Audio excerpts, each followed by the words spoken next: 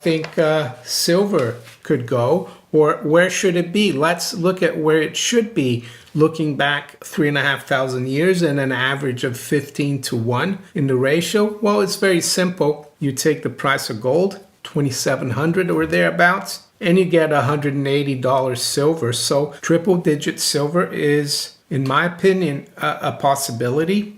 It will come to a point where all that paper that's created on the LBMA will not suffice. People want the physical, and there will be a point where it flips. Everything flips, and price discovery finally will take place. And that's why I think triple-digit silver is possible. Analyst Mario Innecco highlights an exciting moment for silver markets, indicating we may be on the brink of a significant shift. He notes that while recycling silver is becoming less cost-effective, the demand in both industrial and monetary sectors is on the rise. Innecco is optimistic about silver's future, forecasting prices could soar to triple digits and possibly reach an impressive $180 per ounce if gold climbs to $2,700. Despite recent hurdles posed by a stronger US dollar and slower industrial activity, silver has demonstrated incredible resilience. Its price has firmly anchored around $30 per ounce, with a remarkable year-over-year increase of 31.2%, closely aligning with gold's 31.7% growth. This is especially significant considering that silver lacks the same level of support from central bank demand as gold does. Bank of America analysts emphasize that global silver consumption is outstripping supply, which bodes well for prices in the long run. However, they do advise caution as short-term challenges may emerge amidst economic uncertainties. Furthermore, proposed trade policies by President-elect Trump regarding tariffs could impact silver supply chains, given the crucial role Canada and Mexico play as suppliers to the U.S. market. Exciting times lie ahead for silver investors. Innecco emphasizes the incredible insights we can gain from a historical perspective. When we examine the gold-silver ratio over the past 3,500 years, we discover that the average was approximately 15 to 1 throughout most of history. However, since the late 1800s, this relationship has shifted quite dramatically. Interestingly, investors often view a ratio around 65 to 1 as reasonable. With the current ratio hovering near 89 to 1, there's a vibrant opportunity for silver prices to rise significantly, making a return to those historically normalized levels more than possible. Make sure to tune in for our expert analysis. Don't miss out on future content. Hit the subscribe button and turn on notifications to stay in the loop. Your support is greatly appreciated. Back to silver.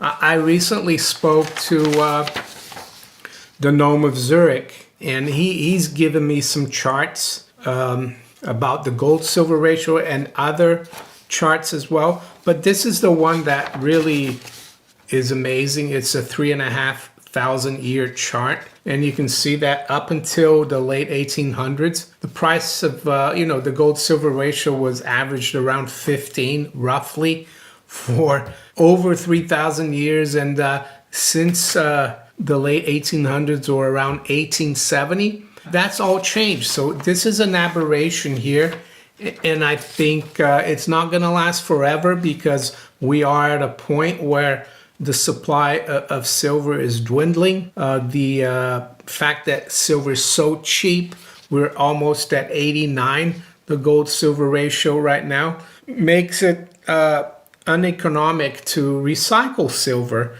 So the only way to replenish the supply of silver, be it for industrial use or investment monetary use, is for the price to go higher. And I think, as this says here, hashtag triple digit silver is very much a possibility. Yes, Andy gave that to me. It's from Miles Franklin. And where do I think silver could go, or where should it be? Let's look at where it should be, looking back 3,500 years and an average of 15 to 1 in the ratio. Well, it's very simple. You take the price of gold, 2,700 or thereabouts, and you get $180 silver. So triple digit silver is, in my opinion, a possibility.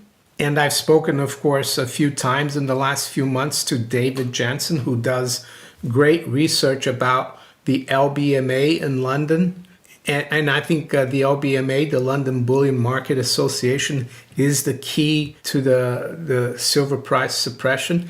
Yes, COMEX is part of it as well, but it's in London where the bullion banks are able to rehypothecate or create an endless supply of silver, which is, in my opinion, fraudulent. But how do they get away with it? Well, David Jensen explained that with the Big Bang in 1986, that was when the Thatcher government deregulated the financial system in the city of London, and it led to a huge growth in the city of London. I benefited from the Big Bang. I came here in 1992 and I worked in the financial markets, but the Big Bang, they gave the bullion banks basically carte blanche. They made it so that they would self-regulate. So there is no regulation. It's just like a Wild West, the London Bullion Market Association. And the Bank of England just turns a blind eye to it. Yes, the Bank of England is part of this LBMA mechanism, even though they don't officially belong to the LBMA. The physical silver is kept, a lot of it is kept in London.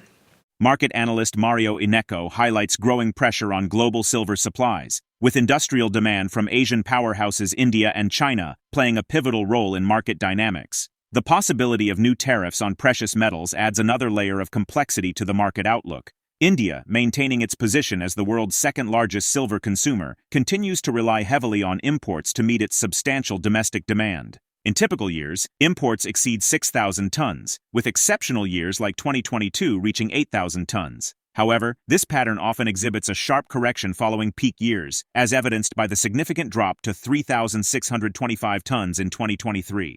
The start of 2024 has marked an extraordinary shift in this pattern. In just January and February, India's silver imports have already reached a remarkable 2,932 tons, driven by two key factors: manufacturers restocking their inventories and investors seeking short-term gains. This surge in Indian demand comes as other major economies, particularly China, are also increasing their industrial silver consumption. Let's get back to the interview. With the world becoming more and more divided, with the globalization that we saw from like the early 2000s up until 2020, with that like gone out the door, with the multipolar world, the BRICS challenge, and also the talk of trade wars with the new Trump administration, it's going to get harder and harder to get not just all natural resources, but also especially silver. There's even talk that the Trump administration could put a 10% tariff on silver and gold. That normally should raise the price by 10%. Of course, 10% is not that much in the scheme of things. But the other important point about this multipolar world is that countries like India and China, they are using silver for industrial use, and they're consuming silver in massive amounts. And it will come to a point where all that paper that's created on the LBMA will not suffice. People want the physical, and there will be a point where that it flips, everything flips, and price discovery finally will take place. And that's why I think triple-digit silver is possible. What we've had since the great crime of 1873, when the United States demonetized silver, is an aberration, as I showed you on this chart here, because for the last 3,000 years, the gold to silver ratio, or the price of gold and silver, has been below 20. Right now it's at 89, so it's not normal. That's why I think silver is a steal right now. The silver market is pivotal, shaped by surging industrial and investment demand amid supply chain challenges and global economic shifts. As key players like India and China ramp up consumption and geopolitical developments introduce new uncertainties, the potential for substantial price adjustments grows.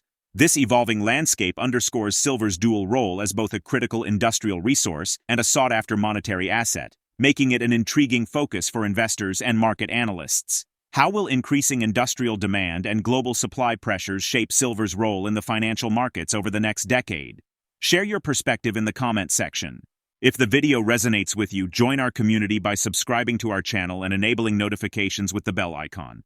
Thank you for being a part of our community.